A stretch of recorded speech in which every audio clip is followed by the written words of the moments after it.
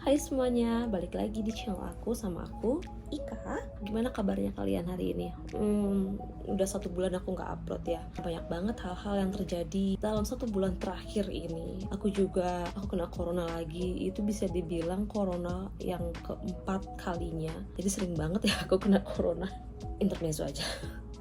Tapi ya, alhamdulillah, wasyukurillah, aku udah balik lagi dalam keadaan yang semula. Aku udah balik lagi sehat lagi walaupun belum 100%. Kali ini aku mau ngobrol tentang overthinking.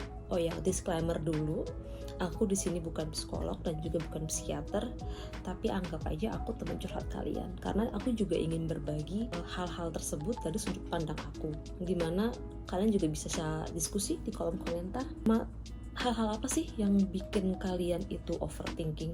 Yang paling gampang banget kalian itu ke-trigger overthinking itu apa gitu. Kalau aku pribadi, itu hal-hal yang kita rencanakan, udah kita planning, tapi ternyata hampir sedikit kayaknya ini nggak sesuai ekspektasi. Jadi kayak cemas, terus langsung kayak berpikir berlebihan gitu. Aduh, ini gimana nih kalau seandainya nggak goals kayak gitu. Ini gimana nih kalau seandainya tidak sesuai dengan yang aku inginkan, yang aku rencanakan.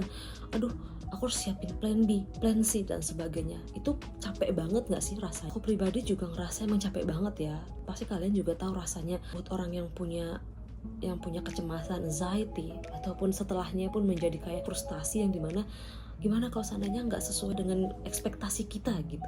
Ada pepatah, turunkan ekspektasi kamu.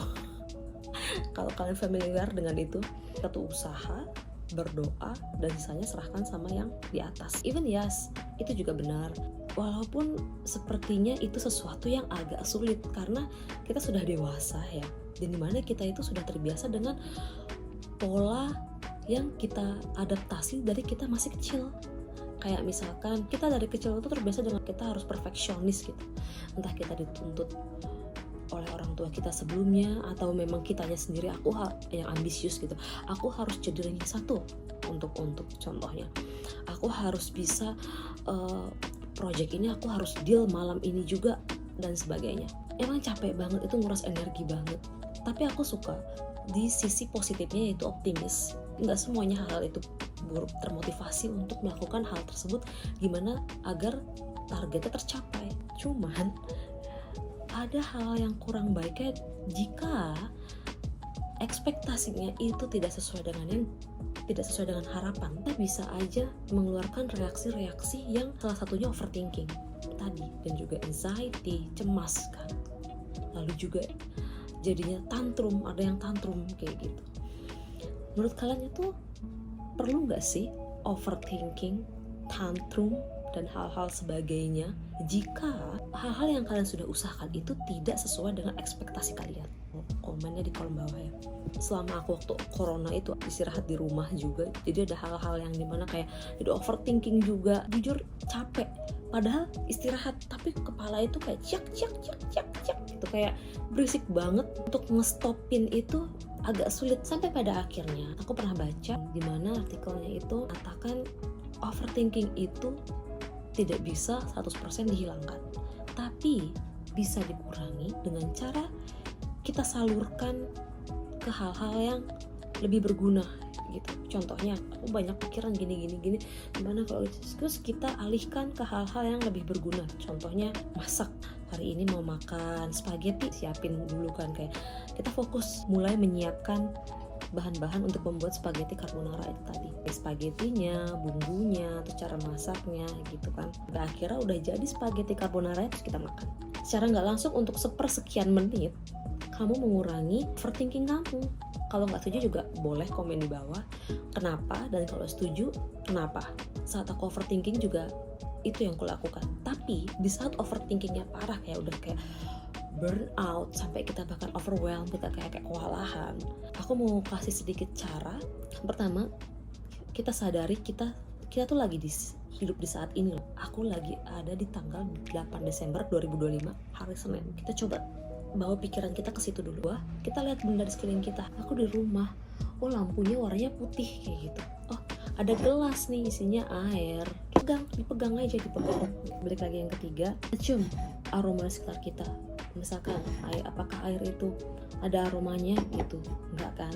Terus misalnya kalau kalian ada parfum itu lebih bagus lagi. Ini lilin aroma itu juga bagus. Membuat indera saraf sensori kalian itu aktif, yang dimana untuk mengurai overthinking. Yang keempat, kalian bisa misalkan air tadi kita rasakan kayak minum, membuat kita tuh lebih rileks. Untuk beberapa orang yang udah parah itu memang membutuhkan pertolongan profesional. Kalian jangan ragu untuk menghubungi profesional. Dan satu lagi, aku pengen ngasih tahu cara untuk yang namanya mengurangi overthinking, yaitu dengan melakukan teknik pernapasan. Teknik pernapasan itu kita bisa mulai dengan tarik napas pelan-pelan, ke deep breath, dan lepaskan secara pelan-pelan juga. Kamu bisa lakukan itu selama 3 kali repetisi.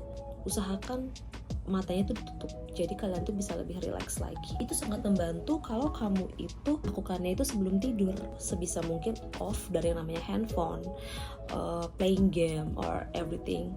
Ya kalau pengen nyalain alarm juga nggak apa-apa, maksudnya nyalain alarm dulu, setelah itu matikan semuanya.